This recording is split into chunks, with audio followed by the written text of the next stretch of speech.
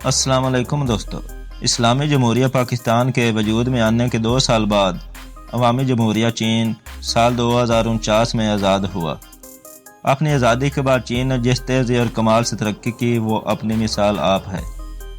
یہ بات تو آج ہر شخص جانتا ہے کہ پچھلے 1510 سالوں سے چین دنیا میں بہت تیزی سے آگے بڑھ رہا ہے۔ اس وقت دنیا کا سب سے بڑا ایکسپورٹر بھی یہی ملک ہے، اور یہ بھی خیال کیا جاتا ہے کہ اگر یہ رفتار برقرار رہی تو بہت جلد چین دنیا کی سپر پاور ہوگا۔ معیشت کے حوالے سے چین امریکہ کو مات دے چکا ہے۔ چائنا دنیا میں صرف اپنی سستی چیزوں کی بدولت مشہور نہیں ہوا، بہت سی ایسی باتیں ہیں جن کے بارے میں ایک عام انسان نہیں جانتا۔ لیکن اگر غور کریں تو چھوٹی سے چھوٹی کوئی بھی بات ہو، چائنا کا اتنا بڑا نام بننے کے پیچھے سچ ثابت ہوتی ہے۔ لوگ تو اس ملک کے بارے میں یہاں تک کہتے ہیں کہ یہ لوگ میز اور کرسی کو چھوڑ کر 4 ٹانگوں والی ہر چیز کو کھا جاتے ہیں۔ چائنا کی چیزوں کے بارے میں یہ بھی کہاوت مشہور ہے کہ چلے تو چاند تک، نہ چلے تو شام تک۔ اس وقت چائنا نہ صرف دنیا میں اچھی اور معیاری چیزیں بنانے میں مقبول ہو رہا ہے، وہیں یہ ملک دنیا میں 2 نمبر چیزیں بنانے کے لیے بھی جانا جاتا ہے۔ چائنا کا مکمل نام ریپبلک آف چائنا ہے، یعنی عوامی جمہوریہ چین۔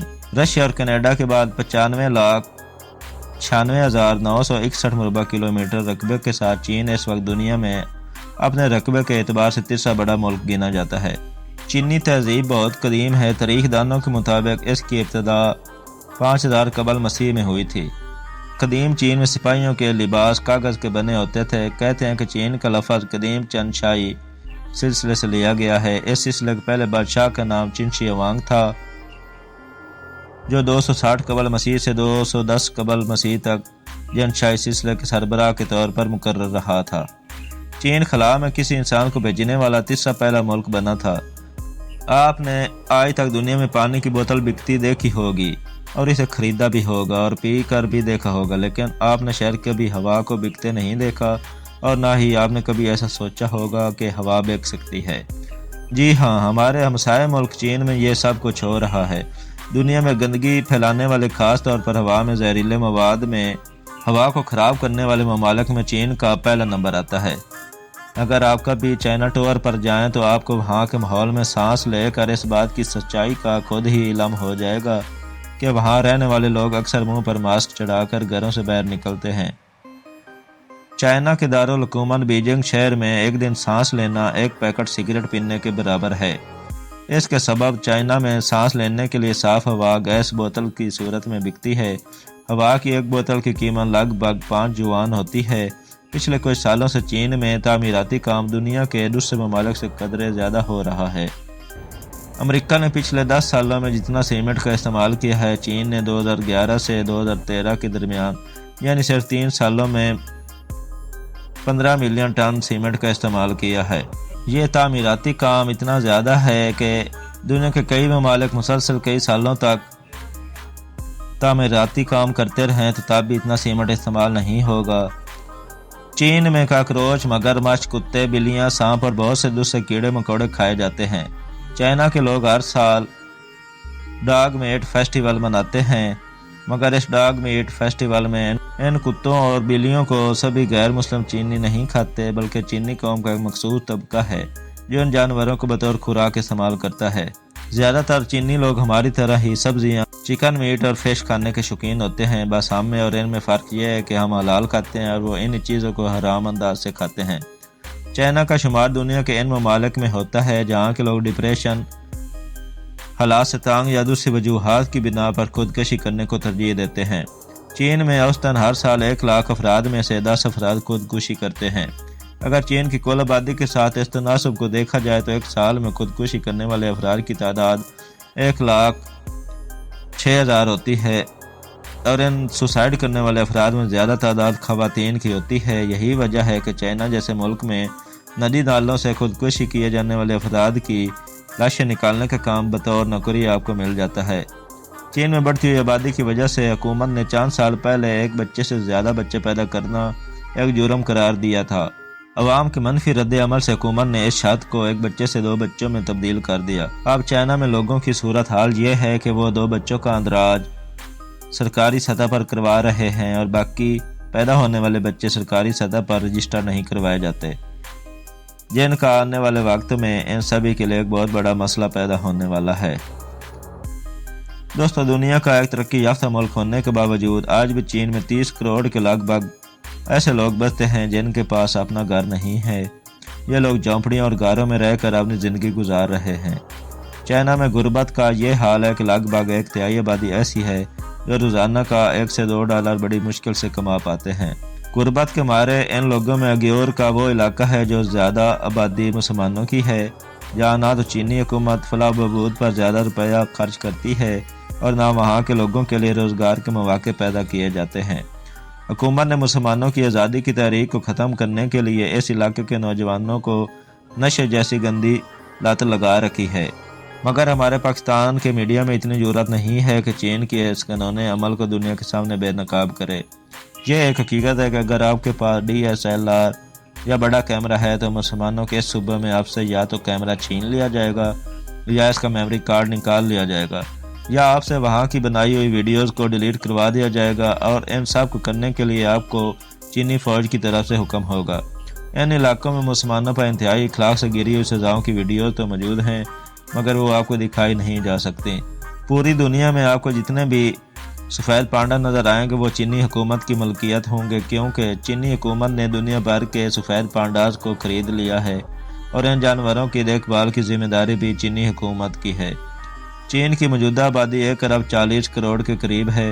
یہی وجہ ہے کہ اوسطاً چین میں ہر 10 سیکنڈ کے درمیان ایک نئے بچے کی پیدائش ہوتی ہے۔ چین کی ترقی کے رازوں میں ایک راز یہ بھی ہے کہ چین کے لوگ تعلیم کے نصاب کے لیے اپنی چینی زبان کو سلیکٹ کرتے ہیں۔ یہی وجہ ہے کہ چین میں اعلیٰ تعلیم حاصل کرنا یورپی ممالک کے مقابلے میں اس قدر سستا پڑتا ہے۔ دوسرا، مقامی زبان میں نصاب کا یہ فائدہ ہوتا ہے کہ انسان جو کچھ بھی پڑھتا ہے وہ اس کی گہرائی تک چلا جاتا ہے۔ اگر ہمارے ہاں بھی نصاب ہماری قومی زبان میں ہو جائے تو انجینئر پیدا کرنا، ڈاکٹر پیدا کرنا، سائنسدان پیدا کرنا کوئی مشکل کام نہیں۔ دوستو، اگر آپ نہیں جانتے تو یہ بھی جان لیجئے کہ چین کو بینک کاری کا نظام سیٹ کر کے دینے میں پاکستان کے نیشنل بینک کا بہت بڑا ہاتھ ہے۔ آزادی کے بعد پاکستان اور چین کے دوستانہ تعلقات قائم ہوئے تو نیشنل بینک آف پاکستان نے چین میں بینک کاری کا نظام بہتر کرنے کے لیے اپنی خدمات سر انجام دی تھیں۔ چین کی ترقی کا ایک راز یہ بھی ہے کہ مزدوروں اور افسروں کو ایک جیسا کھانا کھانے کے لیے دیا جاتا ہے۔ ہماری طرح یہ نہیں کہ افسروں کے لیے شاہی کھانے اور مزدوروں کے لیے ہلکا اور گھٹیا کھانا۔ چینی لوگوں کی صحت اور تندرستی کی وجوہات میں ایک وجہ یہ بھی ہے کہ یہ لوگ ہمیشہ نیم گرم یا ابلا ہوا پانی استعمال کرتے ہیں۔ دوستو، پانڈا چین کا قومی جانور ہونے کا اعزاز رکھتا ہے۔ چائنا نے آج تک کسی بھی کھیل کو اپنا قومی کھیل کا درجہ نہیں دیا، مگر فٹ بال، بیڈمنٹن کے علاوہ بہت سے کھیل ہیں جو شوق سے کھیلے اور دیکھے جاتے ہیں۔ دوستو، چین میں چوری کی سزا موت ہے۔ چین میں چور کے سر میں گولی ماری جاتی ہے، جس کا معاوضہ بھی اس کے گھر والوں سے وصول کیا جاتا ہے۔ جب تک وہ اس کے ورثاء لاش کو مارے جانے والی گولی کا معاوضہ ادا نہیں کرتے تب تک اس لاش کو لے جانے کی اجازت نہیں ہوتی۔ چین کو انتظامی طور پر 34 حصوں میں تقسیم کیا گیا ہے۔ چین کے کل 22 صوبے ہیں، 4 بلدیات ہیں، یعنی وفاقی حکومت کے زیر انتظام علاقے، ایسے جیسے پاکستان میں اسلام آباد ہے۔ چین کے 97% نوجوان چین میں اعلیٰ تعلیم حاصل کرنا چاہتے ہیں۔ ان کا خیال ہے کہ چین کا تعلیمی نظام دنیا کے دوسرے ممالک سے بہتر بھی ہے اور سستا بھی ہے۔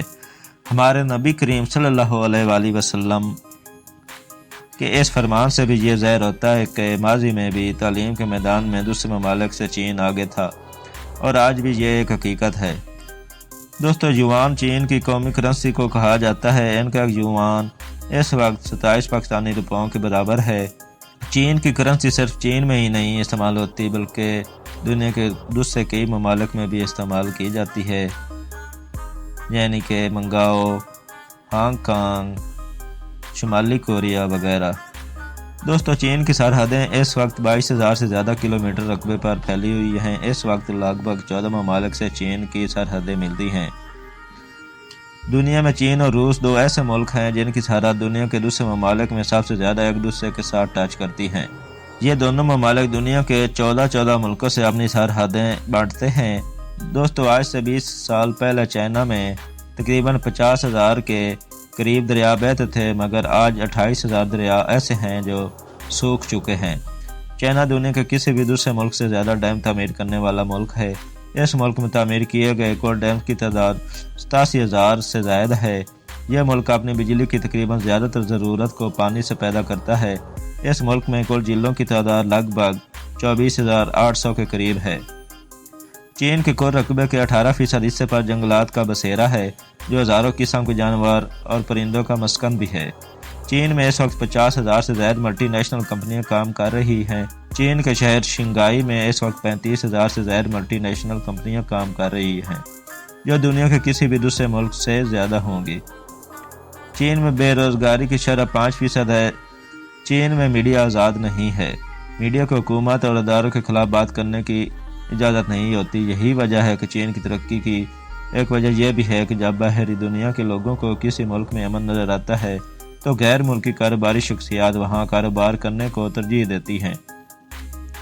جب ایک ملک کی عالمی سطح پر دہشت گرد غریب ملک کے دھماکوں کا مارا ملک کے طور پر پہچان بنی ہو، بھلا اس ملک میں کاروباری آزاد کیسے آئیں گے؟ اس بات کا فیصلہ آپ خود کیجیے۔ چائنا پاکستان سے وقت کے لحاظ سے 3 گھنٹے آگے ہے۔ چین میں جانے کے لیے پاکستانیوں اور بھارتیوں کو ویزا کی ضرورت ہوتی ہے۔ بھارتیوں کو چین کا وزٹ ویزا بہت آسانی سے مل جاتا ہے، جبکہ پاکستانیوں کے لیے چین کا وزٹ ویزا دستیاب نہیں ہوتا، بلکہ اکثر پاکستانی چین میں سیر کی غرض سے تو جاتے ہیں مگر وہ بزنس ویزا لگوا کر چین جاتے ہیں، کیونکہ پاکستان میں وزٹ ویزا ایک گروہ کی شکل میں دستیاب ہوتا ہے۔ تو دوستو، یہ تھی ہماری آج کی ویڈیو کو لائک کر دیں اور میرے چینل کو سبسکرائب کر دیں۔ ملتے ہیں اگلی ویڈیو میں، تب تک کے لیے اللہ نگہبان۔